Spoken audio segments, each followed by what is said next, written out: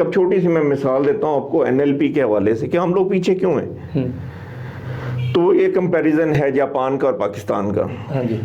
تو اصل میں یہ کمپیریزن ہے ان کی سوچ کا کہ جاپانی لوگ یہ NLP کا ایک یعنی کہ ڈکٹم ہے یا اس کا پریزمپشن ہے, ایک بات ہے کہ ایک بندہ جو کام کر سکتا ہے وہ کوئی دوسرا بھی کر سکتا ہے. تو اس کو جاپانی جو ہیں وہ کس طرح لیتے ہیں, ذرا سنیں مثال بڑی مزے کی. کہ جاپانی کہتے ہیں if someone can do it I can also do it, یعنی کہ اگر یہ کام کوئی بندہ بھی کر سکتا ہے تو میں بھی کر سکتا ہوں. ٹھیک ہے, لیکن if no one can do it I must do it, کہ اگر کوئی اور بندہ دنیا کا یہ کام نہیں کر سکتا تو مجھے تو یہ کام کرنا ہی کرنا ہے, میں نے کرنا ہی کرنا ہے, میں ضرور کرنا ہے یہ کام. وہ ٹارگٹ بنا دیتے ہیں. بالکل, کہ کوئی کام نہیں کر سکتا, جاپانی ہوں میں نے یہ کام کرنا ہے, کر کے دکھانا ہے. چیلنج. اب یہی چیز جب ہم لاتے ہیں ہمارے سیٹ اپ میں, ہمارے کیا کہتے ہیں, if someone can do it let him do it, کہ اگر کوئی اور کام کر سکتا ہے اسے کرنے دو, میں کیوں کروں. ٹھیک ہے, تو if no one can do it how can I do it, یعنی کہ اگر کوئی اور نہیں کر سکتا میں کیسے کر سکتا ہوں. یہ بنیادی فرق ہے سوچ کا, بہت باریک سی بات ہے. ہمیں بہت زیادہ لمبے چوڑے انفراسٹرکچر کی ان چیزوں کی ضرورت نہیں ہے کہ ہمیں بہت زیادہ ریسورسز چاہیے. ریسورسز اللہ کا شکر ہے بہت زیادہ ہیں. پاکستان میں 4 موسم ہیں, دنیا میں کہیں پہ ایسے 4 موسم نہیں. پھلوں کی ورائٹی, سبزیوں کی ورائٹی جو پاکستان میں ملتی ہے ہمیں کہیں نہیں ملتی. جو منرلز ہیں, معدنیات ہیں, ہر چیز موجود ہے اور بہتات میں موجود ہے.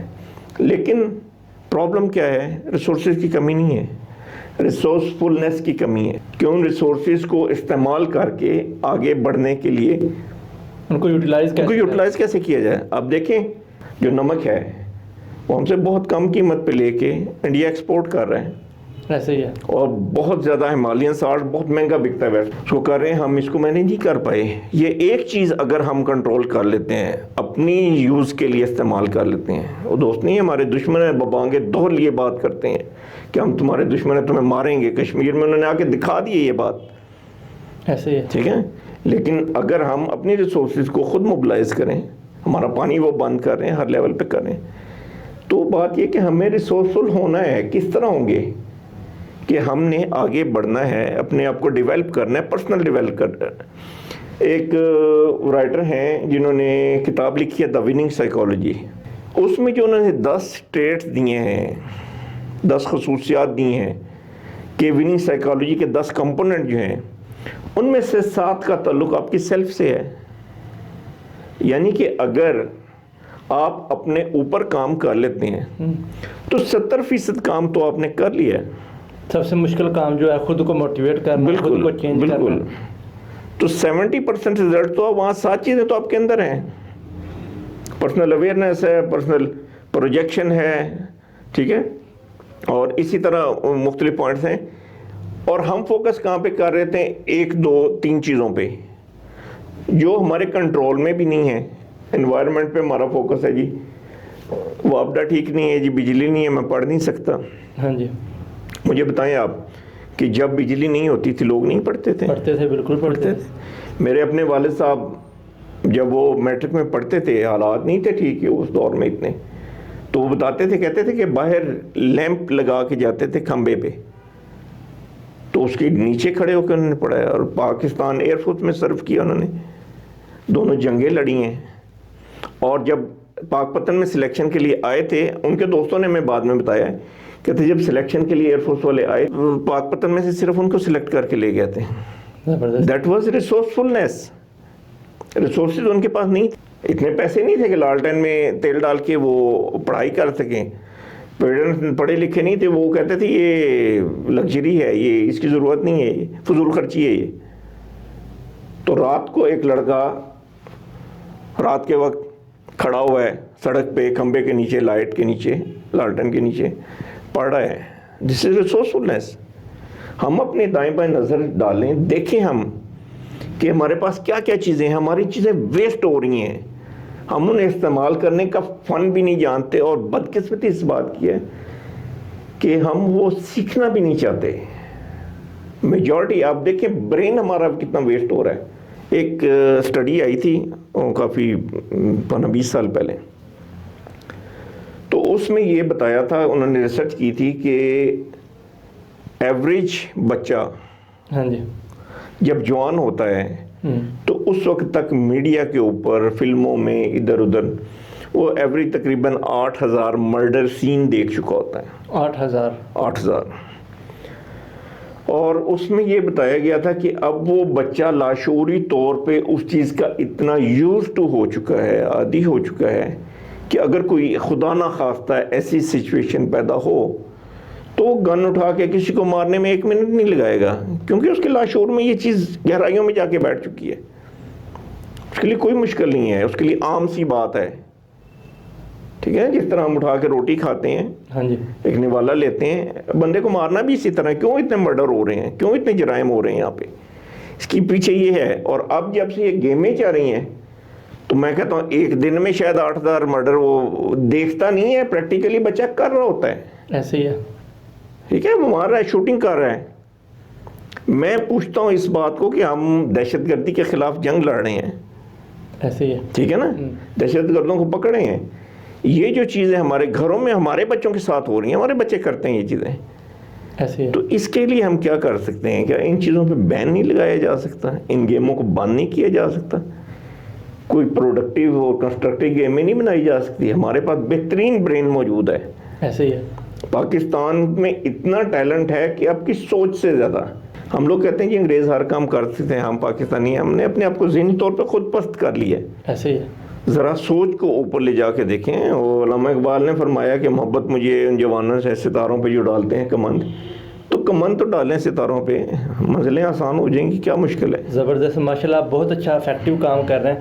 تو آپ چاہتے ہیں کہ ان کو بہتر کرنا ہے یا ان کو ٹوٹلی چینج کرنا ہے؟ کیونکہ ہمارے حالات ایسے ہیں, ہمارے ریسورسز ایسے ہیں کہ اس طرح کا ماحول کریٹ ہو گیا کہ اس کو چینج کرنا, اس کو بدلنا بہت مشکل ہو گیا. تو آپ کی کیا ایفرٹ ہے, آپ کس طرح ان کو بہتر کرنا چاہتے ہیں, چینج کرنا چاہتے ہیں؟ میں نے جو بات پہلے کی ہے وہی بات میں دہراؤں گا کہ اصل چیز ماحول نہیں ہے. ہاں جی, ہمارے اندر, ہمارے دل میں, ہمارے دماغ میں ایک علیحدہ ماحول ہے. کام کرنے کی ضرورت وہاں پہ ہے. مجھے کسی کو بدلنے کی ضرورت نہیں ہے, نہ میں بدل سکتا ہوں, نہ میرے میں اتنی طاقت ہے.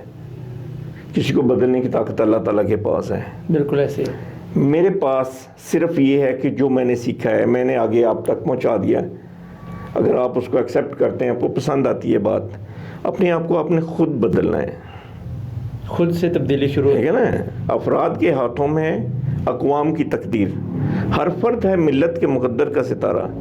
اگر ڈاکٹر نعیم احمد آزاد اپنے آپ کو ٹھیک کر لیتا ہے, پروڈکٹیو کر لیتا ہے, کچھ نہیں کرتا, مسکرا کے لوگوں کو دیکھنا شروع کر دیتا ہے, عبداللہ اپنے اندر تھوڑی سی تبدیلی لے آتا ہے, اپنے آپ کو بہتر افیکٹو لوگوں کے کام آنا شروع کر دیتا ہے. تبدیلی ایک آن گوئنگ پروسیس ہے, اور افیکٹو تب ہوتی ہے جب ہمارے اندر سے یہ بات آئے.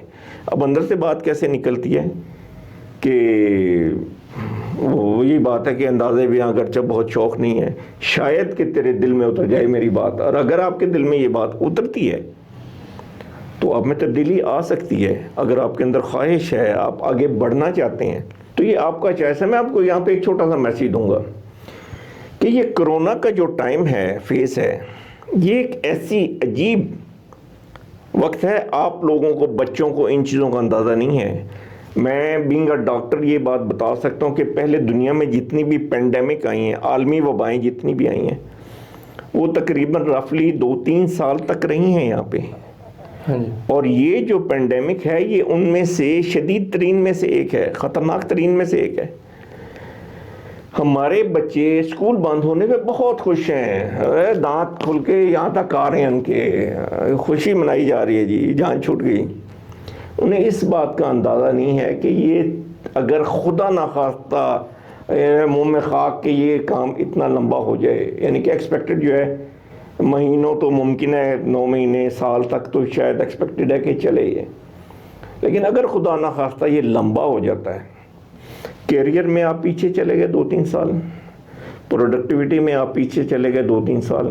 اب دیکھیں یہ ایک میڈیکل سائنس سے کے حوالے سے بتا رہا ہوں کہ ایک چیز ہوتی ہے اس کو کہتے ہیں ایٹرافی، مسکولر ایٹرافی، ہاں جی، کہ پٹھے ختم ہونا شروع ہے، کام کرنا چھوڑ دیں تو چھوٹے ہوتے ہیں. یعنی کہ ایک پہلوان ہے نا، باڈی بلڈر، اس کو آپ ایک بیڈ پہ 6 مہینے کے لیے لٹا دیں تو اس کے جسم کی ساری طاقت ختم ہو جائے گی، کمزور ہو جائے گا. وہ بیکار ہو کھا پی بھی رہا ہے، سب کچھ کر رہا ہے، لیکن وہ اس کا جسم بیکار ہو جائے گا. سیم مثال جو ہے دماغ کو بھی کہتے ہیں ایک قسم کا مسل ہے، بالکل ایسے ہی. اس کو جتنا استعمال کریں گے اتنا بڑھے گا. بچوں کو اس چیز کا شعور نہیں ہے، انہیں اس چیز کا ادراک نہیں ہے کہ جب ہم ہر چیز کام کو چھوڑ کے یہ گیموں پہ لگے ہوئے ہیں تو ہم اپنی آنے والی زندگی کے ساتھ کیا کر رہے ہیں. یہ بتانا ہم لوگوں کی، بڑوں کی ذمہ داری ہے کہ انہیں بتائیں کہ بیٹا یہ ایسے نہیں، ایسے ہے. بالکل ایسے ہی. ٹائم ضائع کر رہے ہیں، نظر کمزور، گیم پہ موبائل پہ اس طرح لگے ہوئے ہیں، نظر کمزور ہو رہی ہے، ریڈیشن جا رہی ہے ہمارے جسم کے اندر. اس کی اتنی زیادہ ریڈیشنز ہوتی ہیں موبائل کی ڈیوائسز کی، جس کا ہمیں پتہ ہی نہیں ہے. یعنی کہ لٹرلی بچوں کے معذور ہونے اور پاگل ہونے کے کیسز رپورٹ ہوئے ہیں میڈیکل میں ان ریڈیشنز کی وجہ سے. ریڈیشن کی وجہ سے.